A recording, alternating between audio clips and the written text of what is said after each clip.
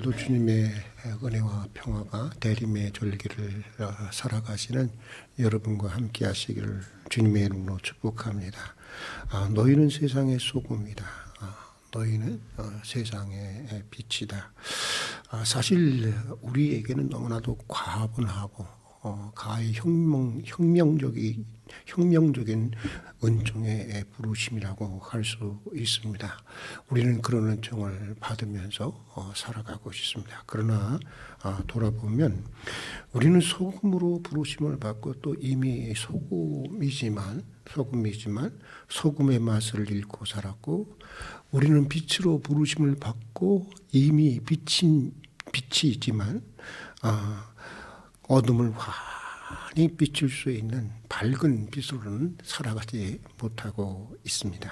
그래서 세상은 여전히 불의로 가득한 것이고, 그러기에 세상은 아직도 어둡기만 한 것이 아닌가, 그런 생각을 해보게 됩니다. 어떻게 하면 그 맛을 잃은 소금에서 다시 맛든 소금으로 정말 켜져 있는지 켜져 있지 않는지 그 희미한 빛에서 밝고 환한 구석구석 온 구석까지 밝고 환하게 비치는 빛으로 우리의 소금과 빛의 부르심이 다시 회복될 수 있는 것일까? 오늘 새벽에는 그것을 묵상해 보고자 합니다.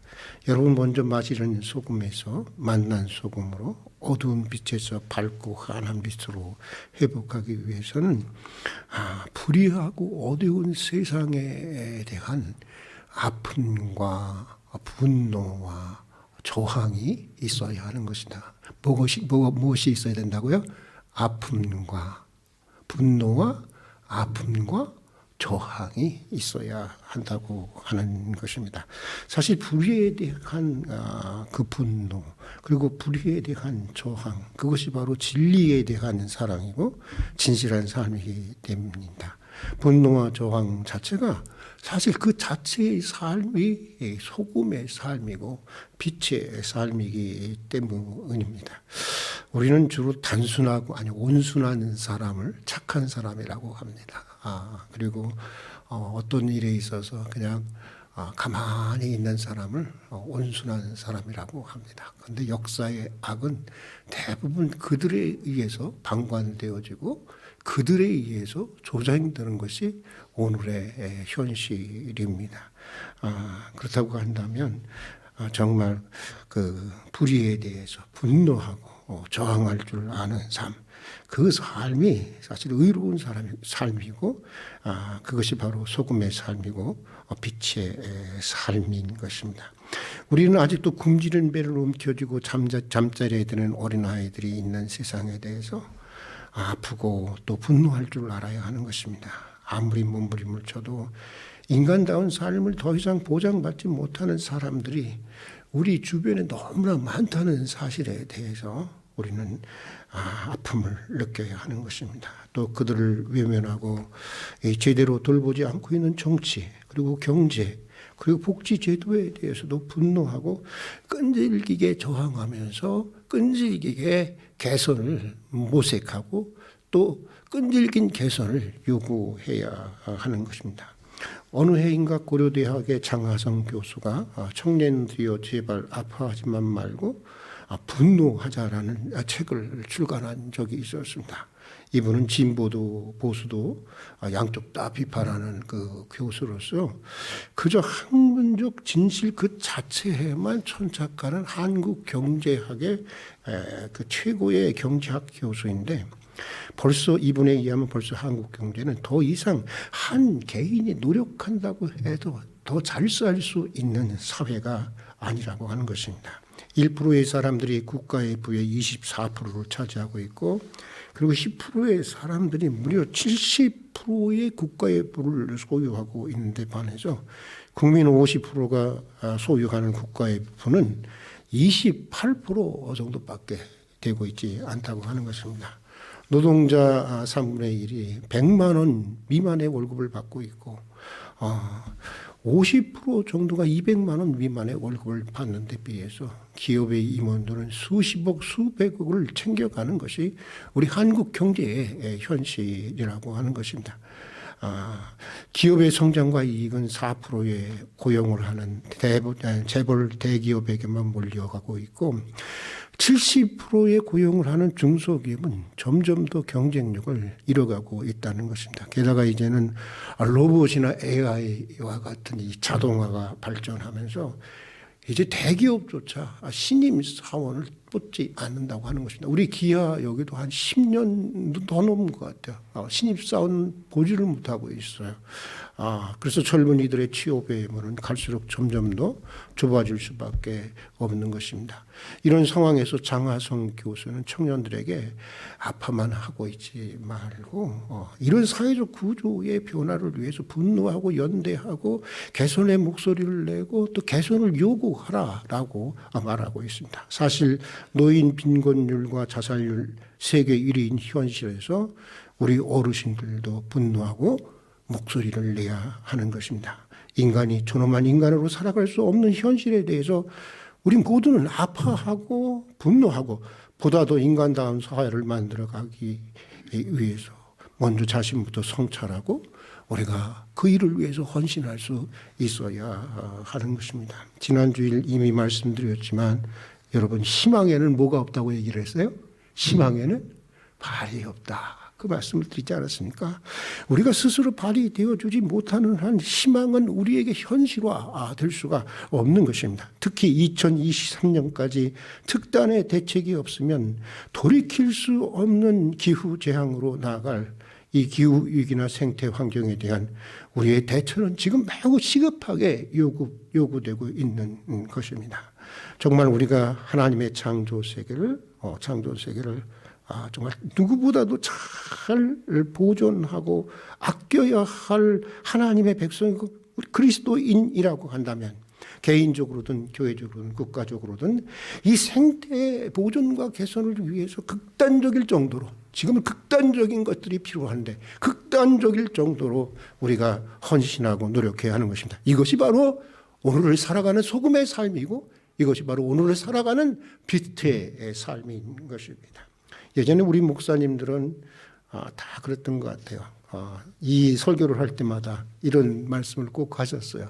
소금은 스스로를 녹여서 부패를 방지하는 소금으로서의 역할을 하고 빛은 촛불처럼 자기 몸을 태워서 비로소 빛의 역할을 한다. 그러면서 스스로를 녹이고 스스로의 몸을 태우는 그런 인간이 되어야 된다. 그런 그리스도인이 되어야 한다. 이런 말씀들을 아주 그냥 그 귀가 닳고 닳을 정도로 들었습니다. 사실 통속적인 설교 같지만 저는 이 설교 위에 더 무슨 말이 필요할까 그런 생각이 들었습니다. 소금과 빛으로 사신 예수님의 삶이 바로 그런 삶이었기 때문입니다. 죄 없으신 주님은 십자가에서 가만히 보면은 마치 여러분 기름 짜는 거 보셨죠? 기름 짜내듯이 오늘 아침에도 제가 이 치약이 조금 남았더라고요 옆에. 그런데 어떻게 했을까요? 그냥 밑에서부터 돌리는 거예요. 쫙 돌려갖고 있는 걸 쫙 짜내는 거예요. 있는 다 해서 짜내서 그거 가지고 제가 오늘 아침 칫솔질을 하고 나왔는데 마치 치약 남은 부분을 짜내듯이 몸도 피도 완전히 짜내서 죽어야 할 죄인인 우리에게 그분은 영원한 생명을 주셨습니다. 자신의 몸을 산제물로 다 바치고 희생해서 하나님과 원수된 관계로 살아가던 우리를 하나님과 화해하게 해주셨습니다. 주님처럼 원수를 위해서까지는 아니더라도 여러분은 여러분과 그리 관계가 없는 타인을 위해서 한 번이라도 애를 태우며 눈물을 흘려보신 적이 있습니까? 혹시 이번에 죽은 그 해병대 장병, 제 장병을 보면서 여러분 혹시 내 아들이다 이런 생각이 들어보시지 않았습니까? 정말 그렇다고 한다면 당신은 그래도 아름다운 사람입니다. 그들의 눈물을 닦아주고 나와 그리 관계가 없는 타인의 눈물을 닦아주고 그들의 아픔과 고통 또 그리고 그들의 외로움을 털어주기 위해서 내 시간을 내어주고 꾸준하고 애타는 기도와 물질을 한 번이라도 내어주신 적이 있습니까? 그렇다면 당신은 소금이요 빛인 것입니다. 전통적인 교리에 대한 신앙 고백이 있고 아름다운 예배당에서 거룩한 모습으로 예배를 드리는 것만으로는 산 위에 우뚝 서는 동네와 같은 그리스도인이 되지 못하는 것입니다. 타인을 위해서 자신을 내어주는 삶이 없이는 결코 온 집안의 구석구석을 밝히는 등경 위에 들려있는 등불이 될 수 없다고 하는 것입니다. 너희는 세상의 소금이다. 너희는 세상의 빛이다. 사실 이 말씀은 우리에게는 너무나도 과분한 말씀이고 생각해보면 볼수록 과분한 도전입니다. 지나치게 자기중심적인 우리에게 있어서 이 말씀은 어떻게 보면 도저히 감당할 수 없는 너무나도 가혹하기까지 한 부름인지도 모르겠습니다. 그러나 예수님께서 인류를 구원하시기 위해서 십자가라고 하는 고난의 잔을 마셨습니다. 그는 우리를 구원하시기 위해서 그에게 주어진 고난의 잔 마지막 한 방울까지 다 마시면서 사셨습니다. 저절로 목숨이 끊어지기 전까지는 여러분 사는 것입니다. 죽는 것은 그냥 내버려 두면 죽게 되는 것입니다. 어떻게 사느냐가 중요한 것입니다. 세계적인 고전 중에 하나인 대지의 작가 폴복 여사가 하루는 타락한 세상에 대해서 탄식하면서 그의 스승에게 이런저런 불평을 했습니다. 그때 스승은 이렇게 대답했다고 합니다. 세상의 어둠을 탓하기 전에 먼저 내 자신의 촛불을 켜라. 세상의 어둠을 비난하기 전에 내가 먼저 너 자신의 어둠의 등불을 밝혀라. 가정이 바뀌고 교회가 바뀌고 세상이 바뀌기를 바랍니까? 그렇다면 먼저 물론 우리는 연대해야 하지만 먼저 나 자신 하나가 변화되어지기를 조용히 생각해야 하는 것입니다. 나 아닌 다른 사람의 변화에 대해서 잠깐 잊어버리는 것입니다. 근본적으로 우리들 한 사람 한 사람의 마음에 어떤 변화, 어떤 개혁을 이루느냐에 따라서 가정은 가정대로, 교회는 교회대로, 세상은 세상대로 달라질 것이기 때문입니다. 나 아닌 다른 사람의 변화를 요구하기에 앞서, 나 아닌 세상의 변화를 요구하기에 앞서 먼저 나 하나의 변화와 개혁을 고민하면서 기도하고 또 그런 가운데 우리 자신 매일 새롭게 되는 은혜가 있기를 주님의 이름으로 축복합니다. 언제나 진정한 개혁은 바로 나로부터 시작하기 때문인 것입니다. 할 수만 있다면 이 잔을 내게서 지나가게 해달라는 예수님께서 결국 세상의 소금과 세상의 빛으로 부르신 하나님 아버지의 부르심을 감사히 받아들이면서 십자가를 지셨듯이 하나님의 우주적인 구원의 섭리를 이루기 위해서 세상의 소금으로 세상의 빛으로 부르신 이 과분한 부르심을 우리도 감사히 받으십시다.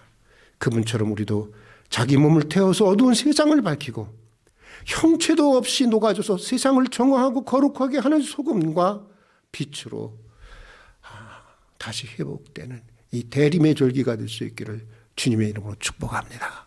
같이 기도하겠습니다. 세상의 소금으로 세상의 빛으로 불러주셨습니다.